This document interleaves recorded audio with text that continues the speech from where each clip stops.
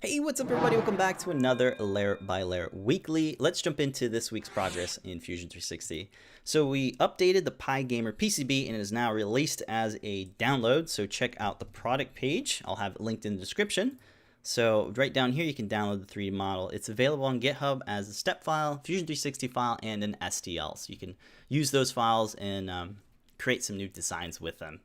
So the update to the model that I made recently was the micro SD card slot. So this guy over here has the proper footprint that matches the pads on the bottom of the PCB here. So this was something that I did recently, and I have a design that uses an older SD card slot that doesn't have the proper footprint. So we're going to go through the enclosure and update it, and then walk through the process of repairing some geometry that might get broken.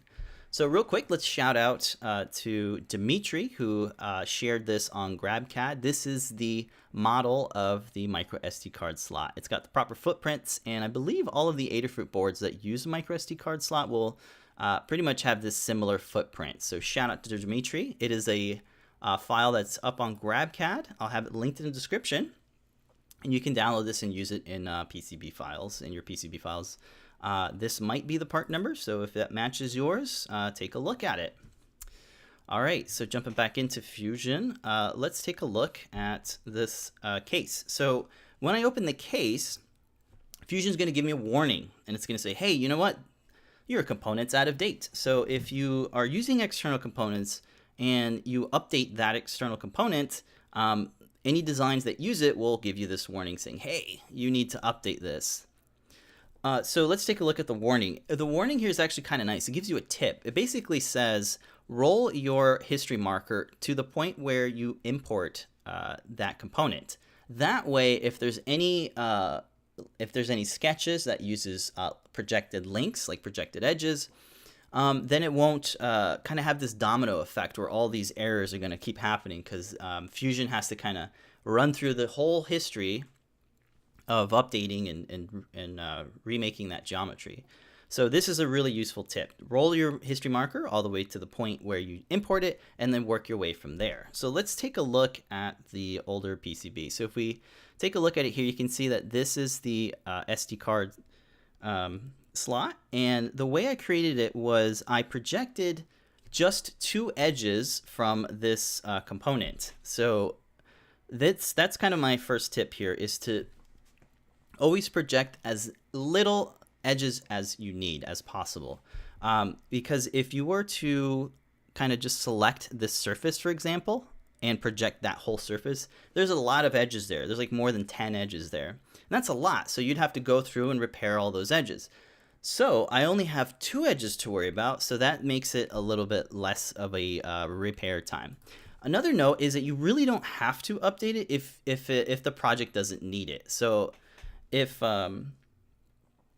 Fusion just does a good job of caching old or just caching geometry in general. So you can still use this and keep working on this old model if you need to. If something happened, you can always kind of go back and revert or use any of the previous designs, and it should have that old geometry. So that's a really nice kind of feature that is caching the geometry pretty well.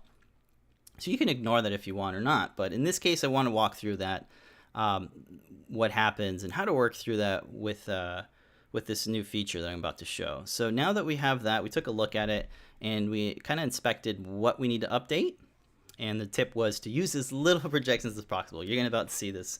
So what I'll do is I'll right click on this. The funny thing about my design though is it's the very first feature is importing that component. So I'll roll my history marker over here, and that way I don't have Fusion calculating all these things in the timeline.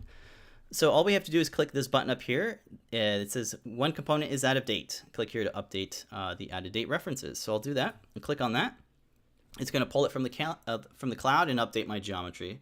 So if you keep your eye on that, bam, that's all that updated is the micro SD card slot. Perfect. I'll hold myself out here, and then what I'll do is you can start stepping through this and see where this happens. But because I kind of know where it is, I'm just going to go all the way to the back, and then I'm going to get that error. Wait for it. There it is. It's at the bottom corner here. It says sketch number 2. So if we click on that, it'll give us some more info. So here are the projected edges. A little bit of a cascading issue here where there's like a bunch of things, but you can drill down into it and see that, oh, okay, there's one edge missing over here on projection number 6 on sketch 2. And it kind of highlights it too when you click on it and gives you an idea, which is really nice. That's a great feature. You don't have to go digging for it. So this is where it is. I'll go ahead and roll my history marker to this spot. Double click on that sketch and it'll bring me into the edit sketch mode. There we go. I'll hide my data panel. Now we can look at it. So if we zoom into it, we can see where the edges are. They're no longer there, right? So here's a really cool feature that that's kind of new to Fusion. I'll hide my bodies for a second so that I can actually just see what I want, and also hide the PCB so I can see what I want. All right, that's working out. And why not the top? That way we can just see the sketch. Sweet. So now what's cool about this is that there's a new feature in Fusion. So if you right click on the sketch, there's this little guy called Manage Loss Projections. This is a really nice feature. So if you click on that, it gives you a list of all the edges that are broken or missing, right? And these are the two, edge 1 and edge 2. When you select them in this little window here, they actually select over here in the sketch, which is great. So I'll start with sketch 1. And you have some options here. You can either break the link, delete the geometry, or relink it to new geometry, which is what I'm going to do. So to do that, I'll turn on the PCB first so I can get a look at what the edge I want to select. It'll probably be something over here. So with that selected, I'll hit the little relink icon. And now whatever edge I select, it will kind of relink that. So I want it to be on the outside of this metal casing. It's a little bit hard to see, so you can kind of orient yourself as you need to, but I kind of see it here. So I'll just click on that. It's going to update it.